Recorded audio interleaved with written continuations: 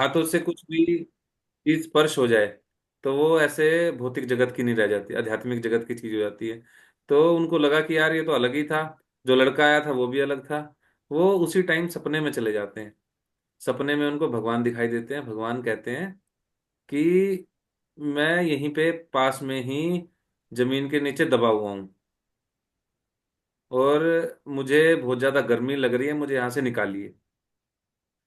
तो माधवेंद्रपुर जी एकदम से उठ जाते हैं। फिर सुबह सुबह गांव वालों को लेके जहाँ पे भगवान ने बताया था, वहां पे वो सुबह खुदाई करते हैं, तो वहां से नीचे से गोपाल जी निकल आते हैं। गोपाल जी निकल के आते हैं, भगवान कहते हैं कि मुझे बहुत गर्मी लग रही है। तो माधवेंद्र पुरी जी क्या करते हैं, सुबह उनका अभिषेक स्टार्ट हो जाता है। आसपास के गांवों में, गोवर्धन पर्वत की बात है ये, गोवर्धन पर्वत के आसपास जितने भी गांव थे, सब सभी के सभी आने लग जाते हैं। कोई कुछ खाने को लेके आता है, खाने का सामान लेके आने, भंडारे शुरू हो जाते हैं। भगवान को नाना प्रकार के भोग लगने शुरू हो जाते हैं। अभिषेक चलता रहता है, क्योंकि उनको अंदर गर्मी लग रही थी, जमीन के अंदर गर्मी होती है ना, तो उनको ताप मिल रहा था। तो अभिषेक होना स्टार्ट हो जाता है। ऐसे उनकी पूजा होनी स्टार्ट हो जाती है। तो जैसे पूजा होनी स्टार्ट होती है, एक दिन बहुत अच्छे से पूजा चल रही होती है। भगवान कभी भी अपने भक्त को शांति में नहीं देख सकते। ठीक है। जो भगवान के भक्त हैं, तो सचेत हो जाइए कि भगवान आपको एक जगह स्टेबल नहीं होने देंगे कभी भी। अगर आप स्टेबल हो गए तो समझ लीजिए भक्ति सही से नहीं चल रही, भक्ति में कुछ गड़बड़ है। माधवेंद्र पुरी जी भक्ति में बहुत उन्नत भक्त थे। ये पूरे बहुत अच्छे से इन्होंने भक्ति की है, भक्ति में इनका नाम हुआ है माधवेंद्र पुरी जी का। और माधवेंद्र पुरी जी जैसे अभी स्टेबल हो गए, सब कुछ सही से चलने लगा, पूजा सही से चलने लगी, मंदिर बन गया, सारे काम ठीक हो गए। पर फिर क्या होता है, एक दिन सपना आता है, उठो माधवेंद्र पुरी, जो मेरी अंदर जो गर्मी है वो मेरी अभी भी शांत नहीं हुई। तो माधवेंद्र पुरी पूछते हैं सपने में कि भगवान अब मैं क्या करूं, मतलब अभिषेक चल रहा है आपका, अभी तक भी डेली अभिषेक होता है, सारे काम हो रहे हैं, पूजा कहते हैं, मैं आपकी पूजा से मैं बहुत खुश हूँ, I am happy with your devotional services. But जो मेरे अभी तक भी मुझे गर्मी लग रही है, मेरी गर्मी कम नहीं हो रही, मैं क्या करूं। एक काम करो, मलयज चंदन लेके आओ। और ये मलयज चंदन कहाँ मिलता है, उड़ीसा में। जगन्नाथ। उड़ीसा में जगन्नाथ मंदिर है ना जहाँ पे, उड़ीसा में, वहां उसके आसपास में ये मलय चंदन मिलता है। जाओ और इसको लेके आओ। माधवेंद्र पुरी जी अब उस टाइम पे कोई एयरप्लेन या फिर मतलब गाड़ी, ये सब चीजें नहीं होती थी, पैदल ही जाना होता था। सन 1440 या 50 के आसपास की बात है ये, 1450 के अराउंड की। तो माधवेंद्र पुरी जी अब जो उनके बाकी साथ में और भक्त थे उनकी सेवा लगाते हैं कि तुम लोग गोपाल जी की सेवा करो, मैं जा रहा हूँ चंदन लेने के लिए। और उस टाइम मुस्लिम मुस्लिम शासन था। कितना मुश्किल काम था, बहुत मुश्किल काम था, आसान चीज नहीं थी। और इतने किलोमीटर पैदल चल के जाना, वो चले जाते हैं, भगवान ने आदेश दिया, चले जाते हैं, चले जाते हैं, चले जाते हैं, वो पहुंच जाते हैं वहां पे। वहां पे बीच में एक जगह आती है रेमुना, जगन्नाथपुरी से पहले एक जगह आती है रेमुना। वहां पे एक मंदिर था गोपीनाथ जी का। गोपीनाथ जी का मंदिर था, वो दर्शन करते हैं, गोपीनाथ जी के मंदिर में रुकते हैं, दर्शन करते हैं। वहां पे गोपीनाथ जी को भोग लग रहा होता है खीर का। वहां पे स्पेशल खीर बनाई जाती है गोपीनाथ जी के लिए। वो देखते हैं तो उनके मन में आता है, यार ये काश मुझे भी टेस्ट करने को खीर मिल जाए। खीर मुझे टेस्ट करने को मिलेगी तो हम अपने गोपाल जी को भी ऐसे ही भोग लगाएंगे। तो उनके मन में आता है। फिर वो देखते हैं कि यार अभी तक भोग लगानी था। तो कहते हैं मुझसे तो अपराध हो गया ये, कि अभी तक भोग लगानी और मैंने खाने की इच्छा जाहिर कर दी, अब भोग झूठा हो गया। तो वो शर्म के मारे वहां से चले जाते हैं, शर्म के मारे वहां से चले जाते हैं। पर अब भगवान की लीला देखिए, भगवान ने क्या किया। दर्शन, भोग लग जाता है, दर्शन बंद हो जाते हैं, पुजारी सो जाता है। जब पुजारी सो रहा होता है तो उसके सपने में भगवान आते हैं। उनके सपने में भगवान आए और उनको बोलते हैं कि उठो, तुमने मुझे कितनी कितनी कुलिया में भोग लगाया था, कितनी कटोरी भोग लगाया था। तो वो कहते 7 ही लगाते हैं भगवान डेली, आज भी मैंने 7 ही लगाया। कहते नहीं, ध्यान से देखो वापिस कितनी आई है। तो देखते हैं वापिस तो 6 आई हैं, एक कहाँ गई। तो भगवान कहते मेरे पीछे में रखी हुई है, मैंने एक उठा के रख लिया है। और एक मेरा भक्त है माधवेंद्र पुरी, उसको ढूंढो और उसको जाके देखे आओ ये। और डर के उठते हैं और वो जाके देखते हैं सही में 6 कुलियां है ये तो। एक कहाँ गई? वो देखते हैं तो भगवान के विग्रह के पीछे एक रखी हुई है।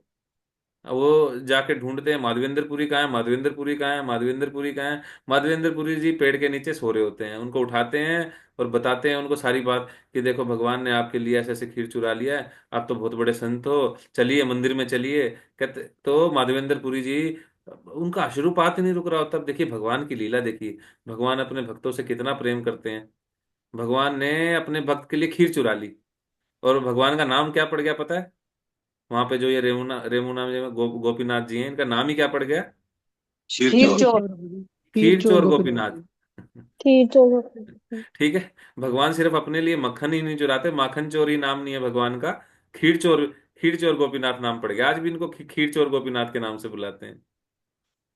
तो माधवेंद्र पुरी जी ने वो जो खीर पाई, उसका स्वाद अलग ही था, उसका टेस्ट अलग ही था। और जो जिस कुलिया में थी वो, माधवेंद्र पुरी ने उसका क्या किया पता है? उसको भी तोड़ तोड़ के खाते रहे कब बहुत दिन तक। हाँ, उसको भी फेंका नहीं। उसको भी, जो मिट्टी का जो पात्र था, उसको भी घिस घिस के तोड़ तोड़ के उसको भी खा के, मतलब उसको भी नहीं उन्होंने छोड़ा, क्योंकि भगवान के हाथ से स्पर्श हुआ था भाई। तो अब क्या होता है, अब किसी को पता लगे कि संतोष माता जी के यहाँ गोपाल जी प्रकट हुए और उनके लिए खीर चुरा ली, संतोष माता जी फेमस हो जाएंगी नहीं फेमस हो जाएंगी? हो जाएंगे। और कैसा लगेगा? कैसा लगेगा माता जी आपको? ये गर्वित हो जाएंगे। है ना? और अब माधवेंद्र पुरी जी ने क्या किया, माधवेंद्र पुरी जी ने सोचा अब सबको पता लग जाएगा। भक्त क्या करता है? प्रसिद्धि से दूर भागता है, फेमस होने से दूर भागता है। क्योंकि फेमस होने के बाद में भक्ति ज्यादा सही से नहीं चलती। तो वो प्रसिद्धि से दूर भागने के लिए क्या किया उन्होंने, जगन्नाथपुरी चले गए। जगन्नाथपुरी चंदन की खोज में चले गए। चंदन की खोज में जैसे ही जगन्नाथपुरी में जाते हैं वो, वहां ऑटोमेटिकली पहले ही सबको पता चल जाता है। वो कहते हैं जगन्नाथपुरी, ये माधवेंद्रपुरी जी हैं, गोपाल जी ने इनके लिए खीर चुराई है। तो ऐसा ऐसा करके तो वहां के जो राजा होते हैं वो ऑटोमेटिकली अब उनको जानने लगते हैं, ये भगवान की लीला थी सब। तो उनको काफी सारा चंदन दे देते हैं वो, और बंदे भी देते हैं साथ में कि ये अकेले लेके कैसे जाएंगे, इतनी दूर जाना है इनको, गोवर्धन पर्वत पे जाना है वृंदावन में, तो कैसे जाएंगे? तो उनको बंदे भी देते हैं और वो उठा के लेके आ रहे होते हैं चंदन। वो फिर वापिस रेमुना जी में आते हैं। अब रेमुना जी में विश्राम करते हैं, खीर चोर गोपीनाथ जहाँ पे हैं, वहां पे विश्राम करते हैं। तो उनको दोबारा सपना आता है कि गोपीनाथ, कि माधवेंद्र पुरी, मैं तुम्हारी सर्विस से इतना ज्यादा प्रसन्न हूं, मैं तुम्हें बता नहीं सकता, मैं तुमसे बहुत ज्यादा खुश हूं। और तुम क्या करो कि अब तुम्हें यहाँ पे आने की आवश्यकता नहीं है। जो ये रेमुना जी में मेरे विग्रह हैं गोपीनाथ के, इन पे ही तुम चंदन घिसो। यहाँ पे तुम चंदन घिसोगे, मेरा ताप वहीं पे कम हो जाएगा। तो अभी एक आता है ना, एक समय आता है जब हम चंदन घिसते हैं, चंदन यात्रा आती है, याद है? हाँ जी हाँ। अपने मंदिर में भी हम यहाँ पे गौरनिताई को चंदन घिस घिस के लगाते हैं। ठीक है। जो भक्त मंदिर के अंदर विग्रह को, देखिए हर कोई जाके विग्रह को छू सकता है? नहीं। नहीं प्रभु जी। नहीं छू सकता। और अगर किसी को विग्रह को टच करना है तो कैसे करें? नीचे चरणों में पहले जो चरण। चंदन यात्रा आती है, चंदन यात्रा में जब जाके मंदिर में चंदन घिसेंगे, तो वो चंदन जाके डायरेक्ट भगवान के विग्रह पे लगेगा। ठीक है। तो उस यात्रा में हर कोई चंदन घिस सकता है, और जाके वो चंदन भगवान पे लगता है, भगवान पे उसका लेप लगता है। ठीक है, तो जाके वो विग्रह को टच कर सकता है। माधवेंद्र पुरी, कितनी बार सपना आया माधवेंद्र पुरी जी को, भगवान ने कितनी बार उनको दर्शन दिया? कि इसमें आप दो 2 बार। दो बताया। दूसरी बार आ गया। दूसरी बार आ गया, ठीक है। और 2 बार बता चुके आप। और बताइए।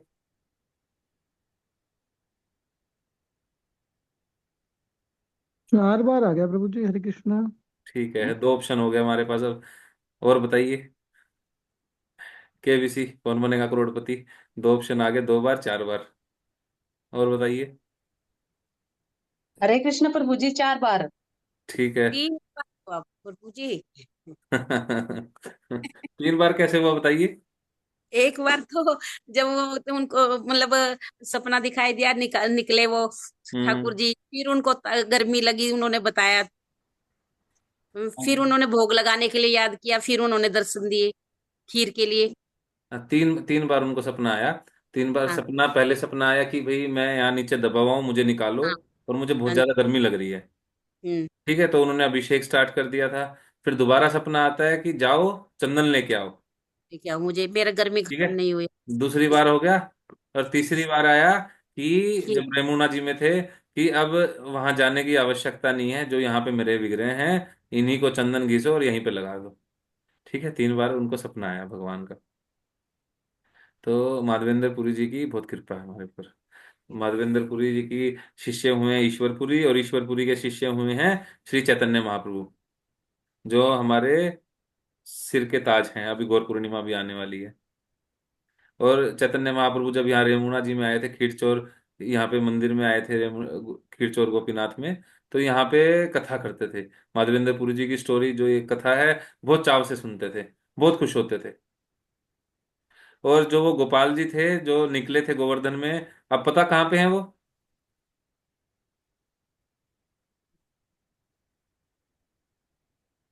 पता है किसी का अभी कहाँ पे हैं वो गोपाल जी?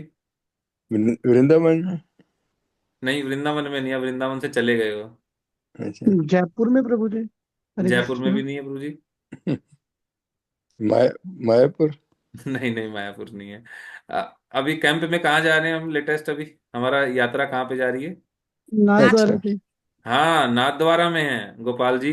वो वाले जो माधवेंद्र पुरी जी के विग्रह हैं गोपाल जी, वो नाथद्वारा में है।